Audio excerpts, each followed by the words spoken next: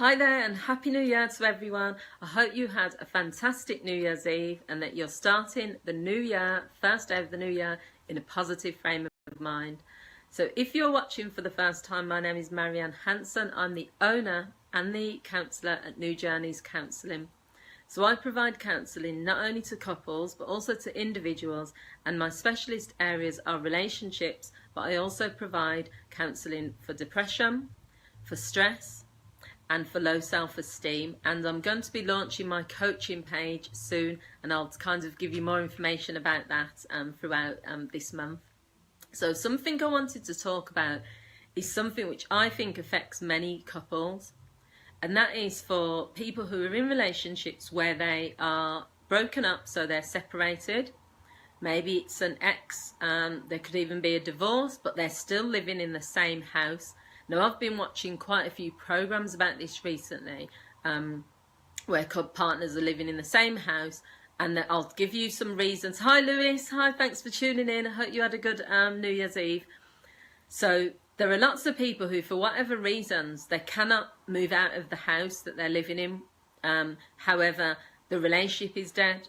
So can you imagine for a second if you were, it would be the same as, say you quit your job, you gave your notice in at your job, and then you still have to continue to, well, sometimes you still have to work there for them 30 days. But what if after the 30 days they said, well, no, you've got to stay here for another year because we can't afford to let you go until we find another person to replace you. You have to stay.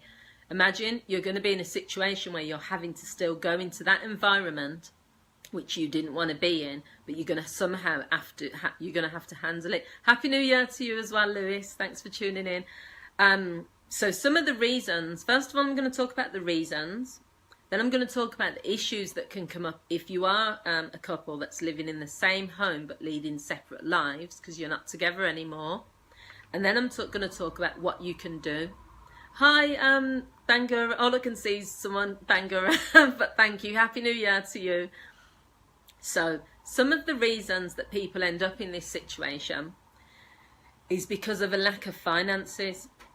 So you could be in a relationship with someone and then the relationship is going really well. You could even be, it could be a marriage. It could just be a long term where you're living together, and then for whatever reason, the relationship breaks down. So the marriage breaks down. You decide you're getting divorced, or you decide you're splitting up as a couple, but neither of you can afford to move out of that property. So you make a decision that you're going to continue to live together. Now, at the point you're making the decision, it's not what's in the best interest for you emotionally, because everyone would know that common sense is that if you split up with someone, you don't really want to be around them every day. Things have changed. You're making the decision based on finances. So, but there's sometimes you have to do that. So it's about looking at, this is the decision I've made. So now how can I make the best of it? The second thing could be about children. Now, this comes up quite a lot for a lot of couples, actually, where they don't want to be together anymore, but they make a decision that for the sake of the children, we're going to live in the same house.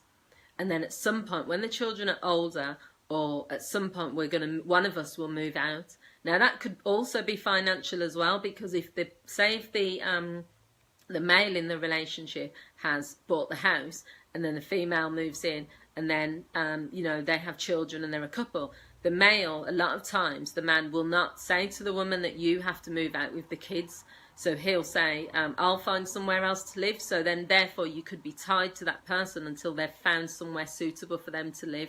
Now, this happens quite a lot. It's quite common, but it still puts that little bit of tension between the two of you because you don't want to be around that person. So that's one of the things it can create, is a lot of tension. Another scenario that could come up is you've got nowhere to go.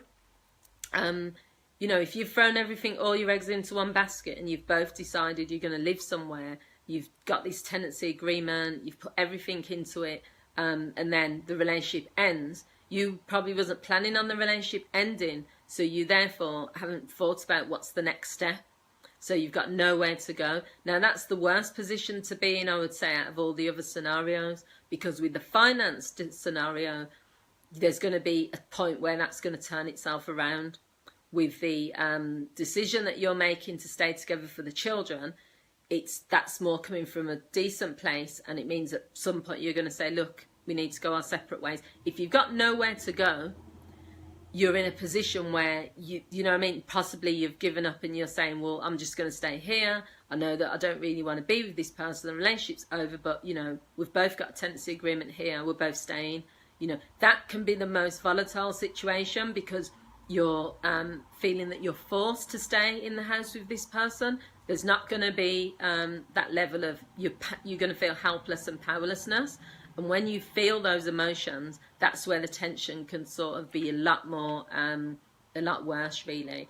And then the other thing is that maybe you can't make a decision. If you've bought the house together, you can't decide on whether to sell it or whether someone has to go or not. So that's more of a, you're going to have to negotiate that decision. So in any of these situations, if you find yourself in, the issues that could arise from this is tension is the biggest one, because when you move in together as a couple, the whole point of it is so that you can be close to each other, so there can be physical intimacy, so that you can share things. You know, there's love there. That's the whole point. You want to progress the relationship.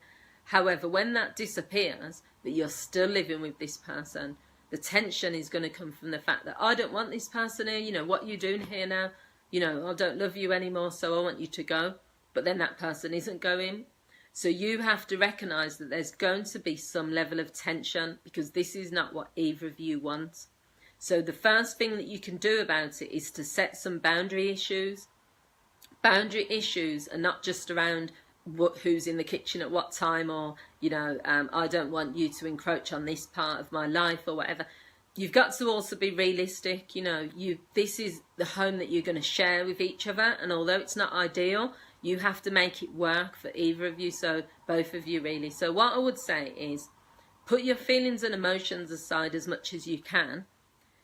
Set a deadline. So the deadline would be that you both sit down together, communicate with each other that, look, we know this isn't working because, you know, we're not together anymore. I'm ready to kind of move on from the two of us. So we need to work out a plan of who's going to move out and when that's going to be and what's going to happen.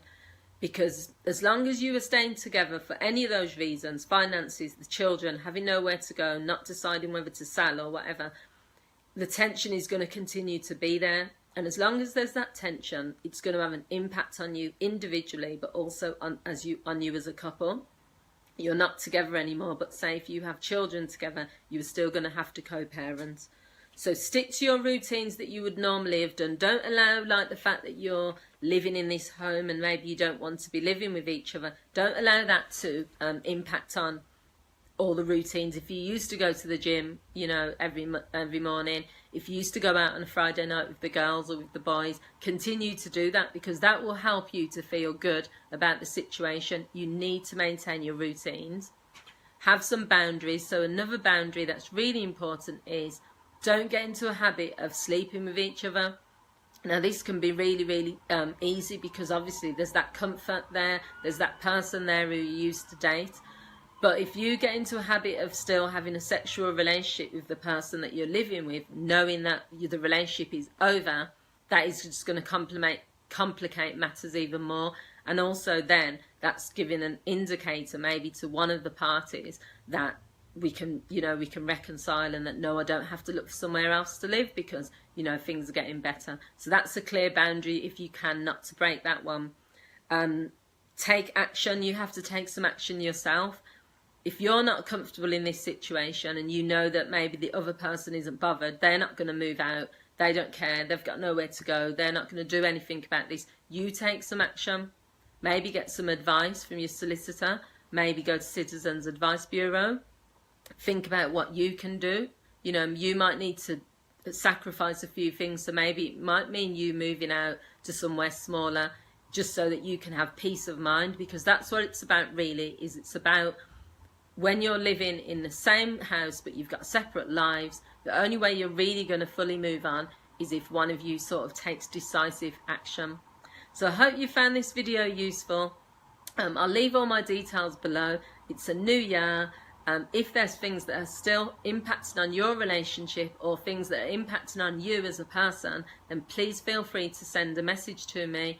You can send a message through this page. You can also email me at nujourneys@yahoo.com, or you can contact me directly on 07934 920 658, and I'll get back to you really quickly. Thanks to everyone for tuning into this live. I didn't want to make it too long. It's the first live of the year, and I'll be making live videos at least fortnightly on this page, all relating to relationships or counselling topics. Thanks for watching. Have a fantastic first day of the first year. Thanks, Louis. Thanks, but I can't see the full name of that person. It's my phone, sorry.